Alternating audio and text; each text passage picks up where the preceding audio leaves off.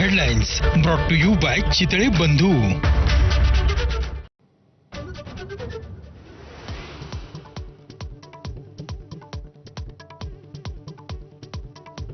विधिमंडळात लक्षवेधीची धमकी देऊन खंडणी उकळण्याचा प्रयत्न. भाजप आमदार परिणय फुकेंचा खळबळजनक आरोप.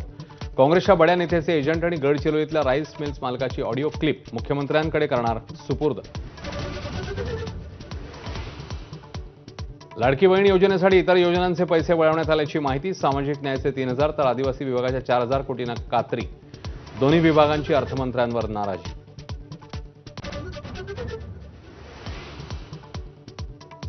जयंत पाटील थोड्याच दिवसात अजित पवारांसोबत येणार. संजय शिरसाट यांचा दावा. तर विधानसभा निवडणुकीनंतर पाटील नाराज. मुश्रीफ यांचाही दुजोरा.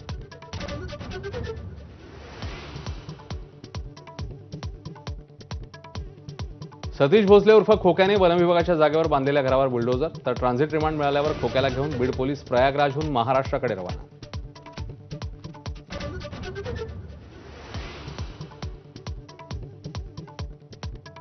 तरुणाला अमानुष मारहाण प्रकरणी धनंजय देशमुखांचा साडू दादा खिंडकरला अटक. खिंडकर वाल्मिक कराडपेक्षा मोठा गुंड. ठाकरेंच्या शिवसेनेचे जिल्हा प्रमुख परमेश्वर सातपुतेंचा आरोप. मटणाच्या मल्हार सर्टिफिकेशनसाठी जेजुरीच्या मल्हारी मार्तंड देवस्थानकडून नितेश राणेंचा सत्कार. जेजुरी गावकऱ्यांचा मात्र मल्हार शाकाहारी देव असल्यानं नाव वापरायला विरोध. वाद चिघळण्याची शक्यता.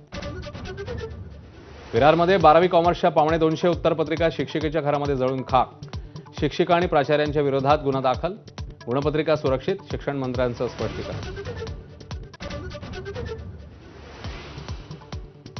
होळीच्या दिवशीच सरकारचा युवा पुरस्कार मिळवलेल्या शेतकऱ्याची बुलढाण्यात आत्महत्या. खडकपूर्णा जलाशयातनं शेतीसाठी पाणी मिळत नसल्यानं शासनाच्या निषेधार्थ आत्महत्या केल्याची माहिती. फुकट आणि मोफत गोष्टी देऊन गरिबी हटत नाही. इन्फोसिसचे संस्थापक नारायण मूर्ती यांचं वक्तव्य. गरिबी हटवण्यासाठी रोजगार निर्माण करणारे नवनवे उद्योजक तयार करा असाही सल्ला. 12 वर्षाचा मुलगा भलीमोठी एसयूव्ही कार चालवतानाचा व्हिडिओ व्हायरल. ठाण्यातल्या कावेसर आनंद नगर परिसरातली न्यू होरायझन शाळेबाहेरची घटना. पालकांवर गुन्हा दाखल करण्याची मागणी.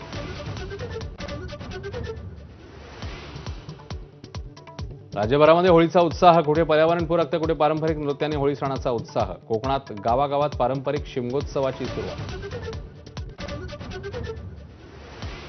आमिर खानने दिली तिसऱ्या प्रेमाची कबुली. 25 वर्षांपासून मैत्रीण असलेल्या गौरीसोबत डेट करत असल्याचं केलं जाहीर.